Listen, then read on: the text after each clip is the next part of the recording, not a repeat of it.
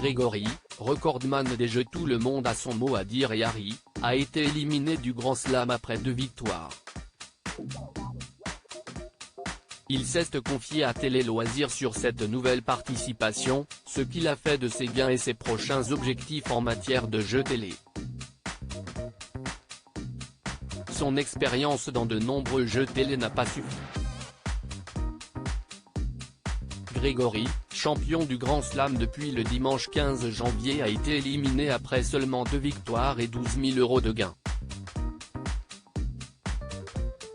Une défaite qui n'enlève rien à ses précédentes performances impressionnantes. Le candidat avait obtenu 2 records.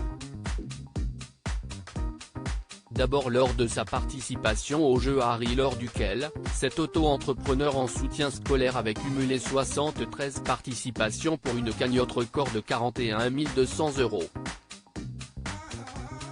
Puis, l'année suivante à Tout le monde a son mot à dire présenté par Olivier Mine et Sidonie Bonnec.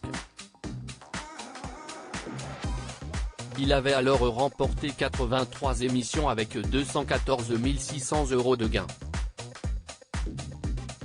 Entretien. J'étais assez content parce que j'ai gagné une belle somme Télé Loisirs. Êtes-vous déçu de votre élimination? Grégory, je sais que c'est un jeu où j'ai mes limites. Ma spécialité, c'est davantage la culture générale que les mots croisés.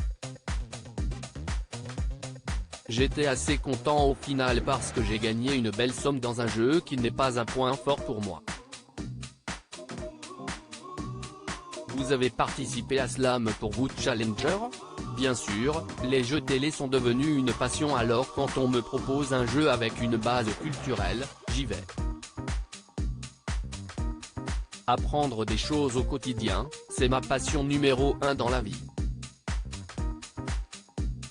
J'ai même créé un site de questionnaire de culture générale participatif, Wikipédia.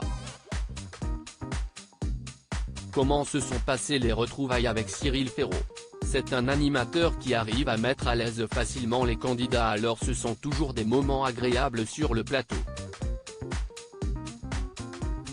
Lors de la dernière émission, il m'a proposé de participer au quiz des champions et j'accepterai avec plaisir s'il confirme son invitation.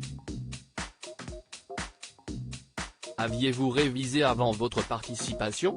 Pas pour le Grand Slam parce que j'ai eu des soucis personnels.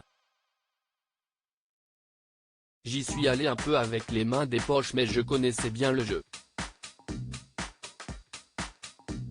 J'étais arrivé 2e au Trophée des Champions en 2013.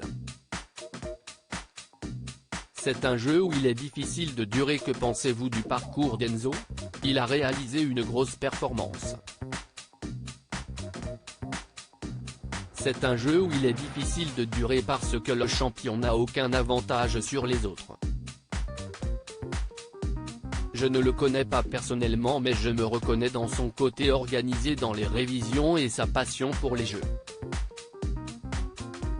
Vous avez participé à Question pour un champion. Avez-vous été contacté pour Question pour un super champion? Je n'ai pas encore été appelé mais ce n'est pas plus mal pour le moment. Je sors d'un jeu télé et j'aimerais être bien entraîné pour y participer. Je ne peux pas être partout. Qu'est-ce que vos participations ont changé dans votre quotidien? Je suis loin d'avoir une grosse notoriété et ça me va très bien. Ce sont les gains financiers, remportés dans Tout le monde a son mot à dire, note de la rédaction, qui ont changé ma vie. Ils m'ont permis de quitter mon métier d'enseignant pour me lancer dans l'entrepreneuriat et m'épanouir davantage. J'ai désormais plus de temps pour moi et ma famille, il a 2 fils de 18 et 22 ans, note de la rédaction. Je suis loin d'avoir une grosse notoriété et ça me va très bien. Qu'avez-vous fait de vos gains remportés au Grand Slam? J'ai acheté une nouvelle voiture parce que la mienne était en fin de vie et c'est tout. Je ne fais pas de folie. On s'offre des petits plaisirs avec ma famille comme des sorties au restaurant mais on a gardé une vie simple. Est-ce qu'il y a d'autres jeux auxquels vous aimeriez participer? Tout le monde veut prendre sa place. Ce serait un rêve pour moi d'être dans le fauteuil rouge. J'aime beaucoup la finale où on s'attribue un thème et on détermine celui de son adversaire. J'y ai déjà participé en 2014 mais j'ai échoué. Je pense repasser le casting très bientôt.